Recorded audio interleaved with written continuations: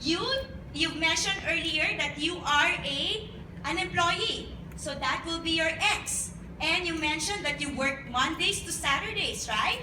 And your Y is you get your monthly salary, 15th and 30th of the month. Okay. Some people naman po, their X, just like me, I'm an E and an S. As a self-employed, my X is I invested in my business. Okay, that's my X. And my Y is what? Profit and or loss. Okay, especially for the first few months of doing the business. Okay, now, but sir, going back during your graduation po, okay, when you were offered a job, what did you look into? I mean, what made you be interested to apply to that company? Is it yung offer sa'yo ng salary o yung offer sa'yo kung nang gagawin ninyo? Diba? Usually, yung salary. For example, two companies, the same thing. Kunyari, you graduated in advertising and then same thing. But the other one would offer you 50,000 a month as a newly grad versus the other one who will be offering you 20,000.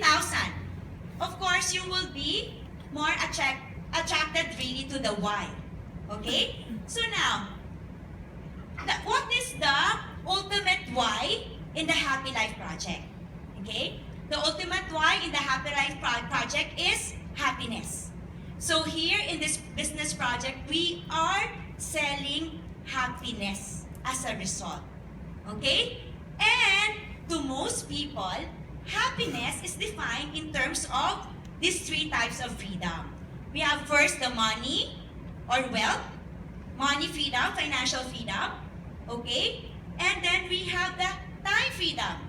And then we would also have the health freedom. And I'm sure to most of us, okay, these three freedoms are important in our lives, right? And when you say money freedom, this is being able to spend money concern-free.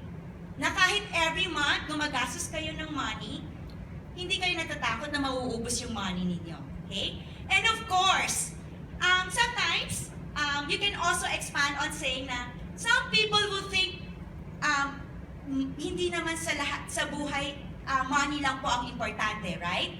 But if money is needed for the education of your children, will this be important? Yes, di ba? If money will be for the medication of your parents, will this be important? Yes. Okay. Now, if you already have the money freedom, of course, eventually, you would already also have the time freedom, right?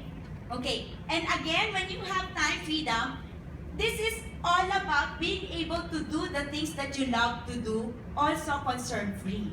That you go to work, not because you need to, but because you just enjoy going to work. Concern-free. Okay? And, of course, for me, really, it's very important din ang ating health. Because as we age, of course, our health may also deteriorate because also of how we are living our life. Okay? So when we say happiness, this can also mean a good quality kind of life. Okay? So here in the Happy Life Project, our goal is to get all 100% happiness. Okay? So, now, let us understand. Usually, in my SP, I would also ask my prospect, how many % is your happiness in terms of the three types of freedom? Okay? And some would easily answer 50%. Okay? So, what would your answer be? Great. Buti nga meron pa siyang 50%, right? Okay, now, let us understand why it is so hard to really achieve that 100% happiness. Let us understand our lifespan. Okay? So, from 20 to 40 years old, we are just starting to work, right? So, wala po tayong money. Okay? Now, but we have the time and we have the help, right? Okay. Now, from 40 to 60 years old, okay, some would say, at this age, dapat established na po tayo sa career, right? But, ako, I would usually connect it with my life. Sasabihin kong, at the age of 40, my kids are growing. So, ang dami pong expenses. So, at that time, wala pa po akong money. And to most people, I know. Okay? And, because kids are growing up, I'm a very hands-on mom. Okay? Mas wala rin time. Walang time freedom. Okay? But let's just say that my health is still okay. And really, at this age, I'm already 42, my health is still okay. Okay. Now, let us see that by the age of 60, okay, sabihin na po natin nakapag-ipon na po tayo for our retirement. So, we have the money, and of course, when we retire, we automatically have the time. Pero pagdating po sa health, usually, because of working from 20 to 60, ano na po ang napabayaan natin? Ang ating health. And I think majority of the employees, most especially, di ba? Talaga ang least na nasa-sacrifice really is their health because of the kind of lifestyle they are into. So this is the reason why it's so hard to achieve that 100% happiness. Okay? Now, do you know po Robert Kiyosaki? Yes, Robert Kiyosaki is a famous business expert, okay, in the States, and he's also a famous book author. And in one of his books, Cash Flow Quadrant, he describes two types of income earners in this world. Okay? So, here we have, on the left side of the quadrant, we have the employee, we have the self-employed. And these people on the left side of the quadrant, we call them active income earners, wherein they spend their time and energy solely to generate money. If they don't spend their time, if they don't go to work, they don't earn. Okay? So usually, when I do this, depending on the Form HD, okay, I expound. Okay? Pagka-employee siya, I expound further on. Kapag small business owner siya, I expound further on. Okay?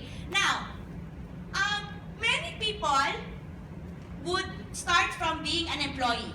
And then eventually, if they earn enough money, they will have their own businesses, right? Okay. Thinking that if they are a self-employed or small business owner, they would have the time. Diba? Ganun po ang thinking ng mga employees. But, I personally have experienced that if you are a small business owner, you spend literally 24/7, okay, of your time. What? Pwedeng hindi to physically, mentally. You spend 24/7 thinking of what? How you're going to pay for your staff, for your workers, and so on, especially in lean season. Okay? So really, small business owner would really not guarantee you time freedom. Okay, now, on the right side of the quadrant, we have what we call the business owner and the investor. Okay, the business owner would be the likes of SM, Jollibee, Gokongwei, McDonald's. Okay, and these people spend their time and energy, what? Building on assets for long term. Okay, and they spend their time also building business system, and they spend their time training people. Okay, so that's why they are successful, because really they invested on this, they leverage on this. Now, the I naman would be the investor. Ito po yung mga meron pong extra pera.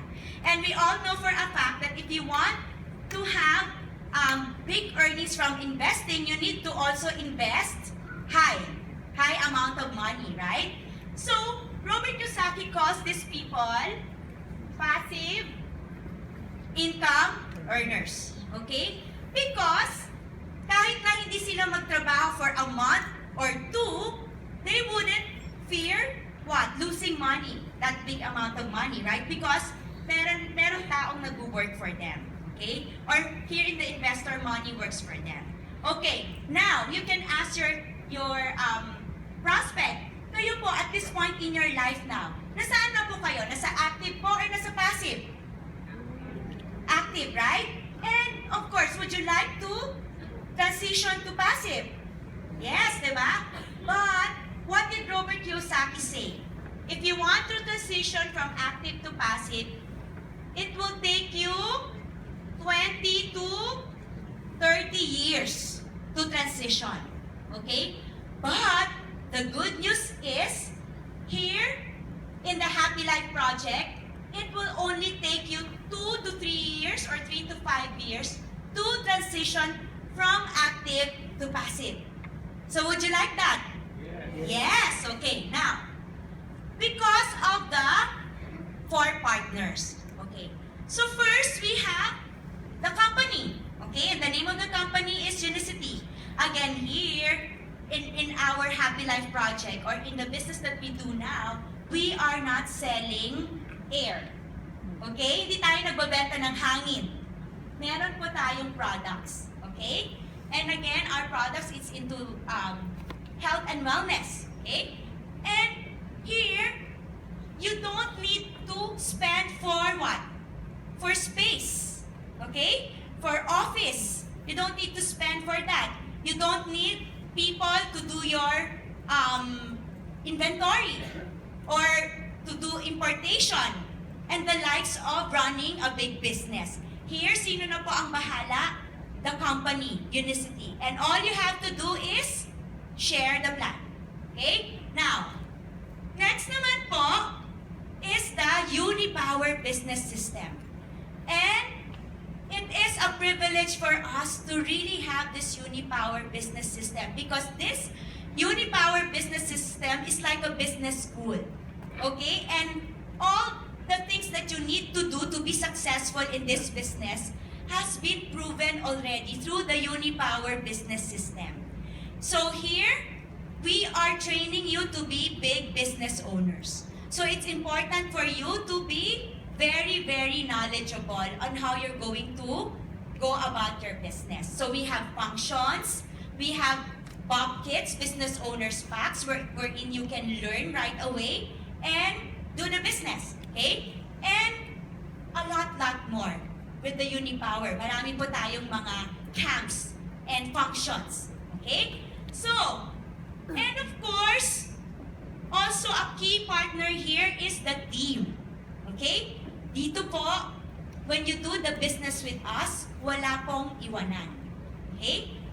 Here, we will be coached by professionals. Professionals from who? From the doctors, we have architects, we have lawyers, a lot of corporate executives, okay? Making names in their own industry. These people will be helping us build our business. Okay? And of course, you. If you join us, and if you will follow what the business system will say, okay, and be able to work with all this, with the other 3 partners, you can be successful. Okay? So now, next, the last part is we present the KPI. Okay? Now, in this business, we have what we call KPIs, or it's termed as Key Performance Indicators. In the KPI, okay, it tells us the success rate of people or leaders who were ahead of us. Okay? So first, in 3 to 6 months, we can earn 100 to 140,000 pesos. Okay? In 2 to 3 years, we can earn 1 million or 1.4 million. In 3 to 5 years, we can earn 4 million. And this is monthly, okay? And passively. So, sir, do you like the result that you see? Do you like the result that you see? Good. So now, are you ready to know the things that you need to do to get the result? Yes. Okay. So, actually, when you bring the prospect to a function, you can just do this. And then, follow on na to an OPP. Okay? So, this is sort of like a shortcut. So, this is the open heart. So, clear po? Yes. Clear po? How many minutes did it take me? Okay. So, now, let's move on to the part 2 of the STP. Okay? So, the